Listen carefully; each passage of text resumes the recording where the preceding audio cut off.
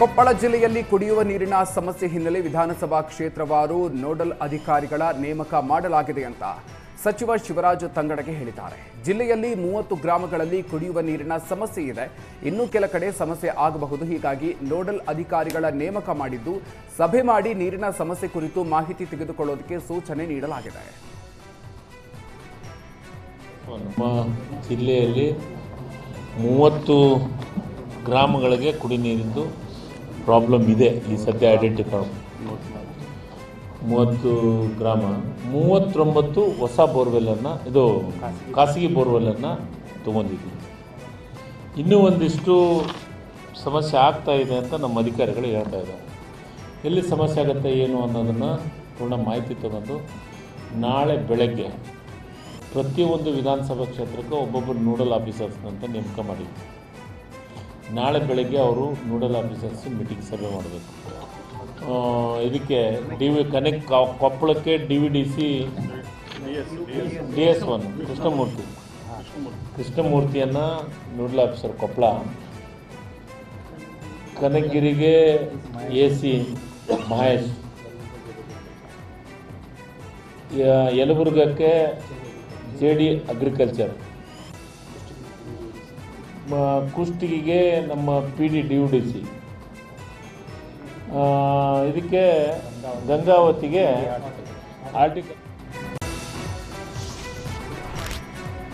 ಪ್ರಧಾನಿ ಮೋದಿಗೆ ಭಯೋತ್ಪಾದಕ ಎಂದ ಮಲ್ಲಿಕಾರ್ಜುನ್ ಖರ್ಗೆ ವಿರುದ್ಧ ಆಕ್ರೋಶ ವ್ಯಕ್ತಪಡಿಸಿದ ಬಿಜೆಪಿ ಕಾರ್ಯಕರ್ತರು ಬಳ್ಳಾರಿ ಕಾಂಗ್ರೆಸ್ ಕಚೇರಿಗೆ ಮುತ್ತಿಗೆ ಹಾಕೋದಕ್ಕೆ ಯತ್ನಿಸಿದರು.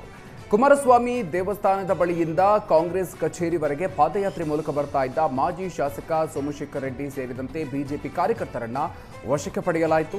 ಈ ಸಂದರ್ಭದಲ್ಲಿ ಪೊಲೀಸರು ಹಾಗೂ ಬಿಜೆಪಿ ಕಾರ್ಯಕರ್ತರ ಮಧ್ಯೆ ವಾಗ್ವಾದ ನಡೆಯಿತು. ಮೋದಿಯವರನ್ನ ಭಯೋತ್ಪಾದಕ ಎಂದ ಖರ್ಗೆ ಅವರು ಕೂಡಲೇ ಕ್ಷಮೆಯಾಚಿಸಬೇಕು. ಇಡೀ ವಿಶ್ವವೇ ಮೋದಿಯವರ ನಾಯಕತ್ವ ಒಪ್ಪಿಕೊಂಡಿದೆ, ಆದರೆ ಕಾಂಗ್ರೆಸ್ ನಾಯಕರು ಒಪ್ತಾ ಇಲ್ಲ. ಇದೊಂದು ದುರದೃಷ್ಟಕರ ವಿಷಯ ಅಂತ ಮಾಜಿ ಶಾಸಕ ಸೋಮಶೇಖರ್ ಆಕ್ರೋಶವನ್ನು ವ್ಯಕ್ತಪಡಿಸಿದ್ದಾರೆ.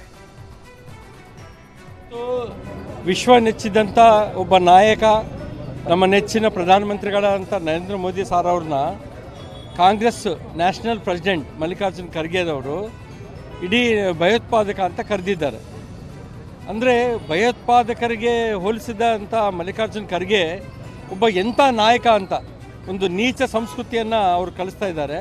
ಅವ್ರ ಬಾಯಿಂದ ದೊಡ್ಡ ವ್ಯಕ್ತಿ ಅಂತ, ಅವ್ರ ಬಾಯಿಂದ ಇಂಥ ವ್ಯಕ್ತಿ ಬಾಯಲ್ಲಿ ಬರಬಾರ್ದಾಗಿತ್ತು. ಅಂಥದ್ದೊಬ್ಬ ಪ್ರಧಾನಮಂತ್ರಿ, ಇಡೀ ದೇಶಕ್ಕೆ ಪ್ರತಿನಿಧಿಸುವಂಥ ಪ್ರಧಾನಮಂತ್ರಿನ ಭಯೋತ್ಪಾದಕ ಕರೆದಿದ್ದಾರೆ.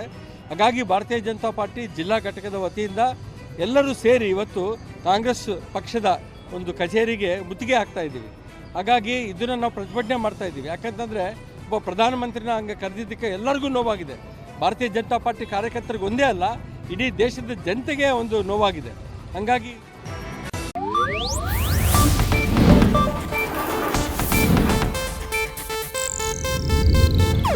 ಇದು ಏಷ್ಯಾನೆಟ್ ನ್ಯೂಸ್ ನೆಟ್ವರ್ಕ್ ಪ್ರಸ್ತುತಿ.